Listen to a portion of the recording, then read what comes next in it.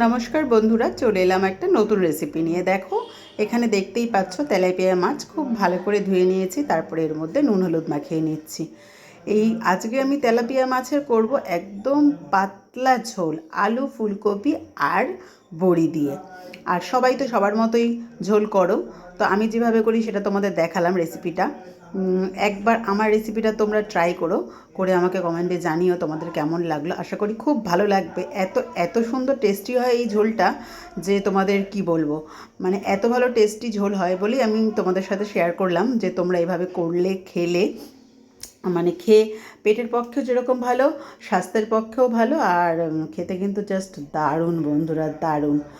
তো দেখো, প্রথমে আমি মাছগুলোকে এভাবে ভেজে নিলাম। খুব বেশি কিন্তু ভাজবো না, একটু হালকা, আবার অথচ একদমই হালকা না, মিডিয়াম করে মাছগুলোকে ধরো ভেজে নিচ্ছি। জ্যান্ত মাছ তো দেখছো উঠে উঠে যাচ্ছে, তাই জন্য আমি মানে ওইভাবে ওইভাবে চাপছি। আর সব মাছগুলো এভাবে আমি পরপর ভেজে নিলাম। এবার মাছ ভাজার যে তেলটা, সেই তেলের মধ্যে আমি এবার আলুটা ভেজে নেব। আলু আর ফুলকপিটা আমি এদিকে আলাদা করে একটু ভাপ দিয়ে নিয়েছিলাম। মানে ফুলকপিটা ভাপ দিয়ে ছাড়া রান্না করলে গ্যাস হয়, তার জন্য কিন্তু সবসময় ফুলকপিটা বন্ধুরা ভাপ দিয়ে রান্না করাই ভালো, মানে একটুখানি জলের মধ্যে ফুটিয়ে রান্না করা ভালো। দেখো, আলু ভাজার সময় আমি একটু নুন হলুদ দিয়ে দিলাম।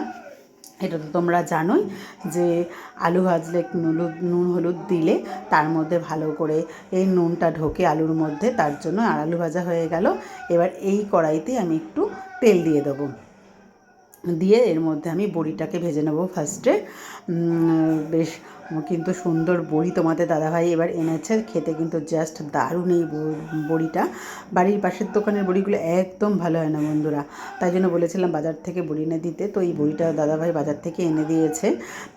এই আমরা যেখানে আর কি চিড়ে খই মুরগি কিনি, সেই দোকানের বড়ি খুব ভালো বড়ি হয়। এরপরে দেখো, আমি ওই তেলের মধ্যে একটু পাঁচফোড়ন দিলাম, দিয়ে আমি কিন্তু ফুলকপিগুলোকে দিয়ে দিলাম।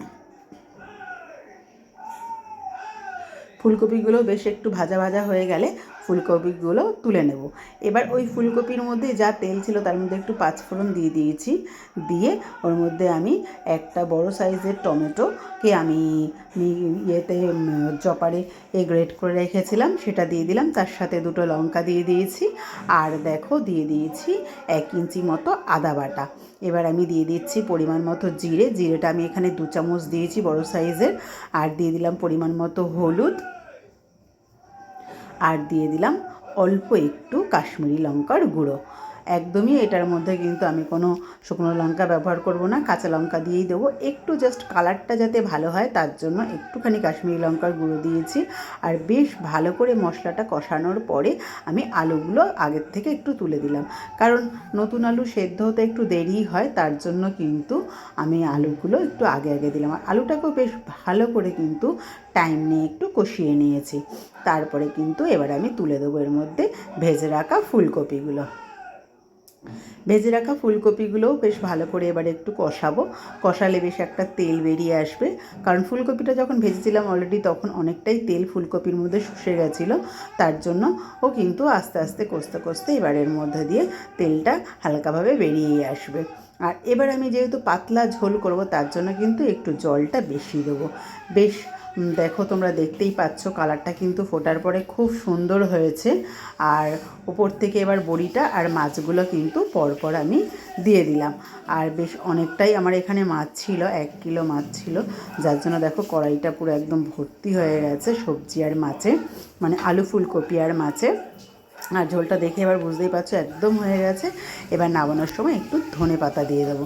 ব্যাস, আলু ফুলকপি ধনেপাতা দিয়ে তেলাপিয়া মাছের ঝোল একদম রেডি বন্ধুরা।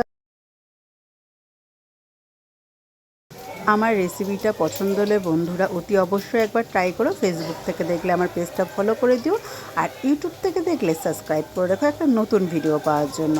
আর তো চলো বন্ধুরা, দেখা হবে নেক্সট ভিডিওতে। টাটা, সবাই খুব ভালো থেকো।